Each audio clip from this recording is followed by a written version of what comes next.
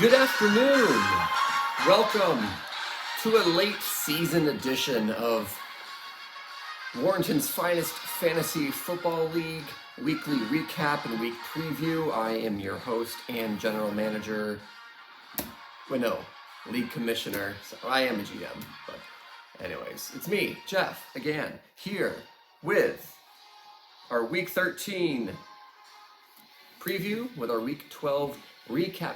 And we're going to do a little bit different of a format this week. We're just going to highlight the impending playoff race and the chip punishment.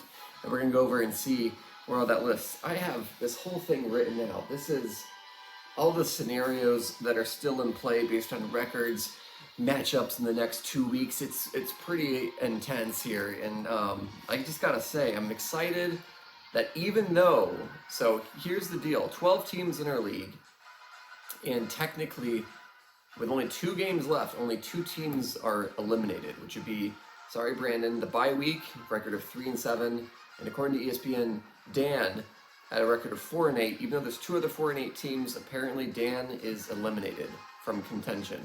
We'll go over those scenarios and more in just a little bit here. So 10 out of 12 people still in the hunt.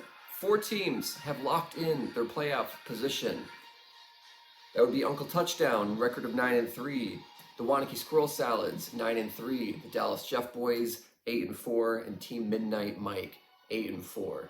So 4 teams are locked in. There's 2 playoff spots that are available. And right now, holding that in the 5th seed is your pretty average team, record of 7-5. It's got a 96% chance of making the playoffs. And then in the final spot, Gone Fishin', Matt Haynes with a record of 6-6, 87% chance to make the playoffs. But it all comes down to, first off, what happened last week, and then now coming up in week 13, and then next week, in the final week, week 14. We'll get there in a moment. But some of the key matchups that happened, Jeff Boys versus Squirrel Salads, that's really just a seeding thing. It really didn't matter. I did lose 119 to 108. It was a hard-fought battle. Greg, you've got me twice now in the regular season. If we meet in the playoffs, either third time's the charm or 3 strikes and I'm out. So we'll find out. Congratulations to you on that victory. Well earned.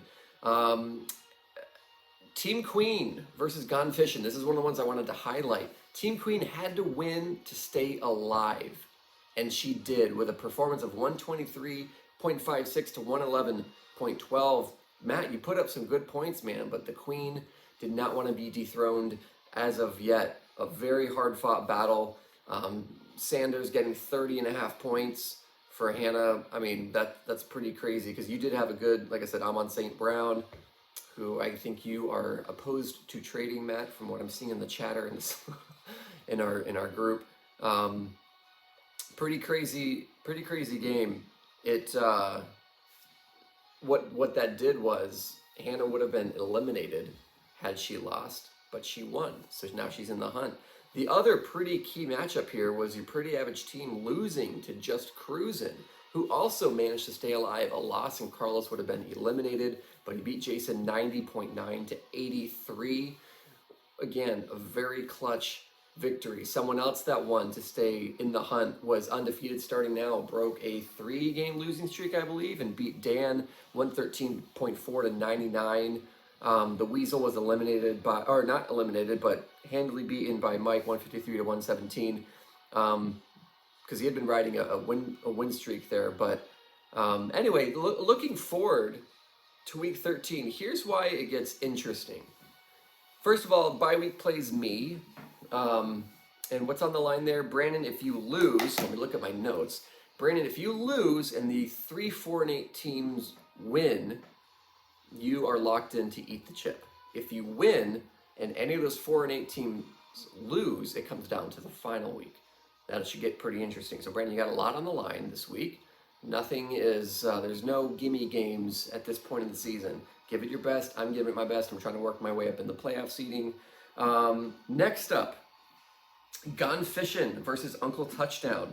Sean is in first place in the league with a 9-3 record.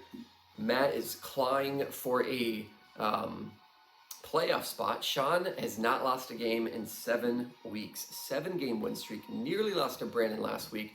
Won on a last-second play. Put him up by like 0.5 to beat Brandon, which would have been incredible if he had lost. But 7-game win streak, very impressive. That's the biggest streak of the season.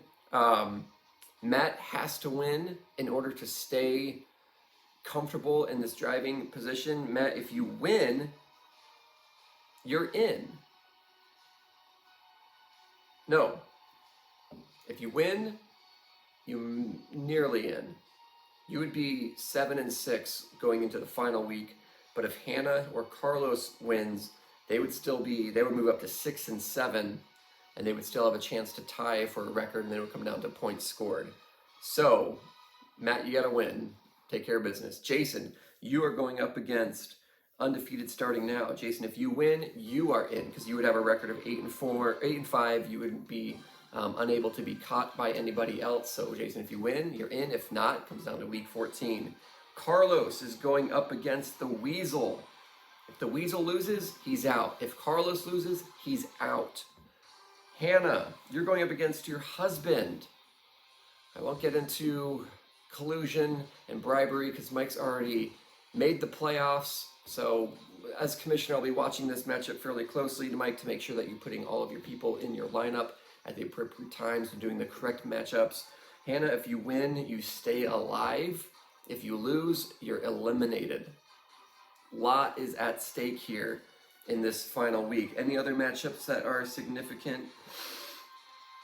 Squirrel Salads versus Team Touchdown. I mean, Greg's fighting for first place, but that's not insignificant. We're trying to get first round bye, first place on either side. It's kind of weird. We've got the East and we've got the West. The top seed from both are guaranteed a spot in the playoffs. That's why Mike's already solidified. Also, the fact that he's 3 games ahead of anyone else in the East is why he has clinched a playoff spot. But the top 2 of each division make it in, and then it goes down to best record beneath that. So Mike's in, and the first and second seed, which would be the winners of both divisions, both get a first round bye. So between Sean, Greg, and myself, we're fighting for that first seed in the East.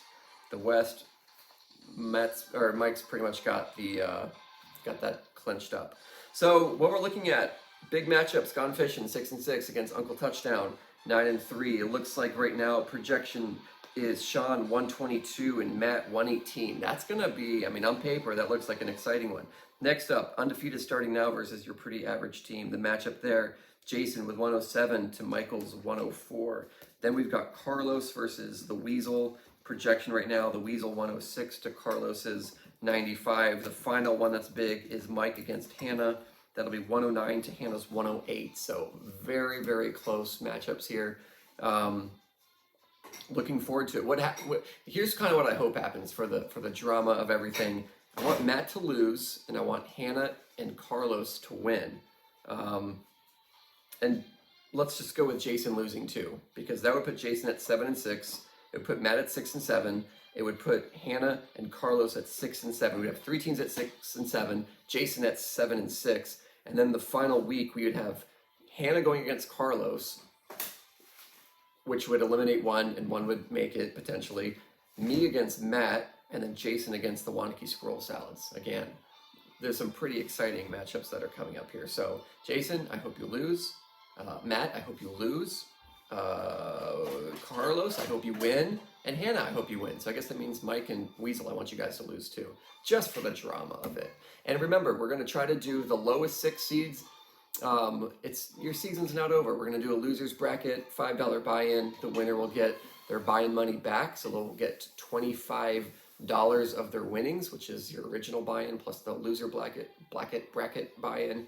And then second place will get $5 back, which would be the loser buy-in. So you would just lose the $20 buy-in. And then again, lowest record eats the chip. If there's multiple people with lowest record and tied points for the lowest one, lowest points scored right now, which would be Brandon, would eat the chip. So a lot is on the line here. Very excited. Merry December to all of you, and to all a good night. All right, peace.